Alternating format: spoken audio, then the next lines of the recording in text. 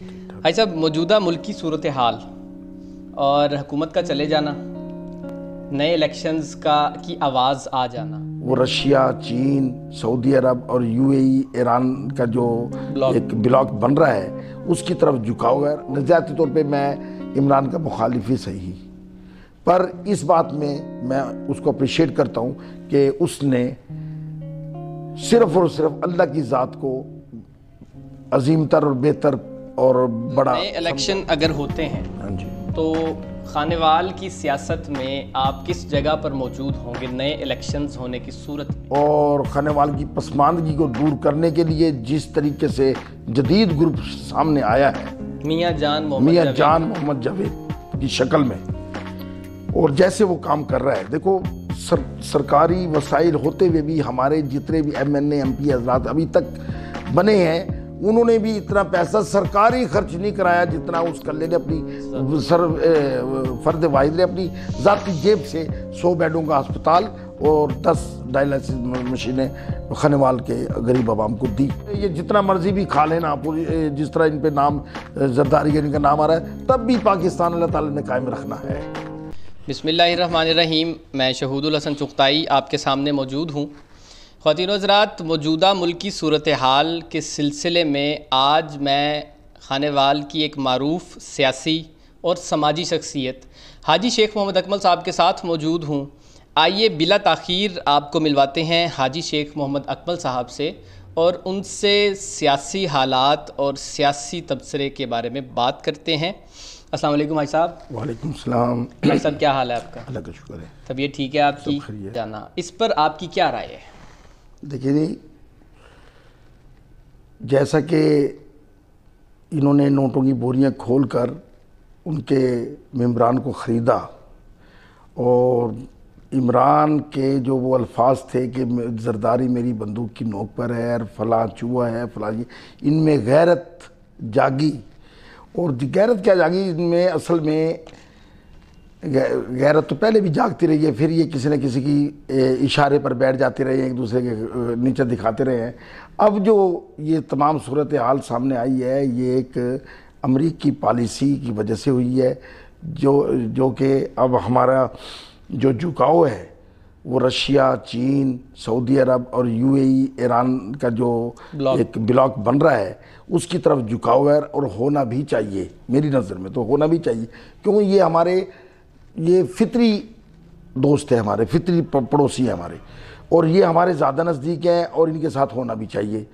مثلا 71 کی جنگ میں چھٹا بیڑا آ رہا ہے کرتے رہے، ہم اپنے 90,000 فوجی ارگمال بنا چکے، تو یہ ہمارے زیادہ قریب ہیں، ان سے ہمیں زیادہ فوائد ہیں، تو ہمیں ان کے ساتھ ملنا چاہیے۔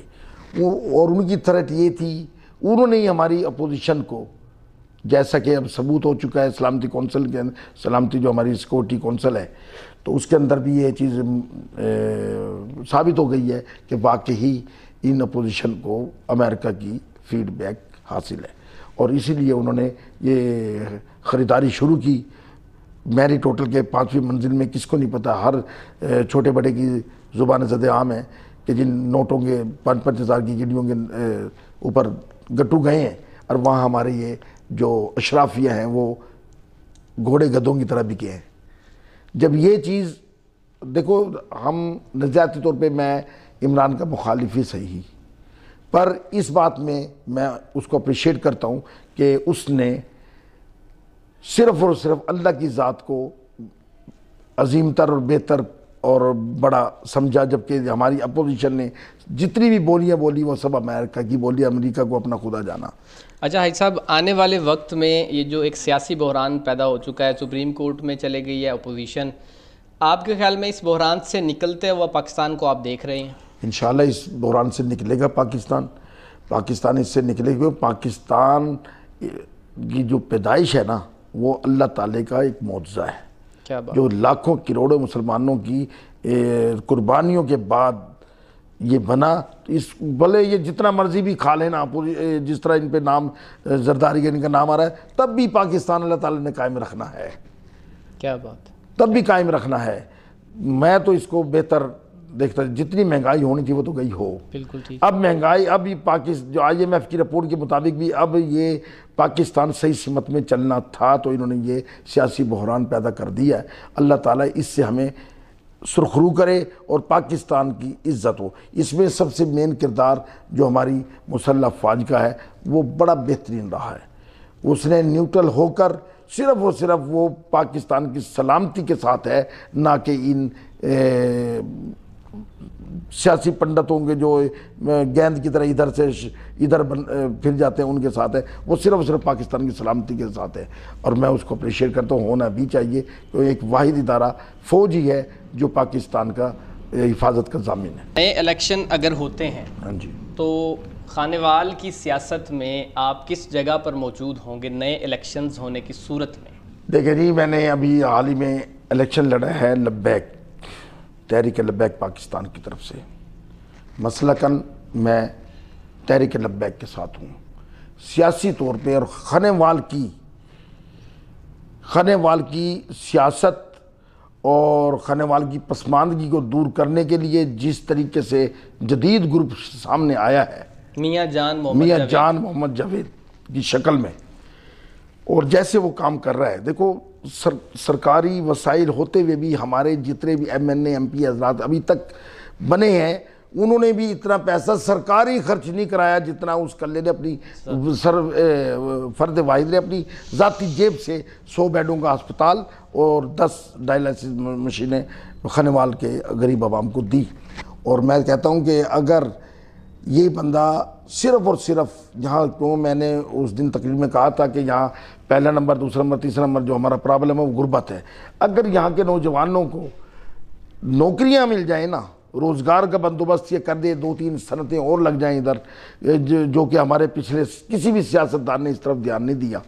جبکہ حیدر وائی نے چھوٹا سا میاں چنو ہونے کی وجہ سے اس نے اتنی انڈسٹری ادھر لگا دی اور وہ ہمارے سے کئی گنا زیادہ ابھی بھی باہر. آپ یہ کہنا چاہ رہے ہیں حاج صاحب کہ خانوال میں جب تک صنعتی انقلاب نہیں آئے گا تبدیلی نہیں آ سکتی، اور صنعتی انقلاب ایک صنعت کار شخص ہی لے کے آ سکتا ہے. بالکل جو کہ میاں جان محمد جاوید کی صورت میں سامنے آیا. بالکل. اچھا، خانوال اور پاکستان کے شہریوں کو آپ کیا پیغام دینا چاہیں گے کہ میں اپنے سٹائل میں کیا پیغام دینا چاہتے ہیں؟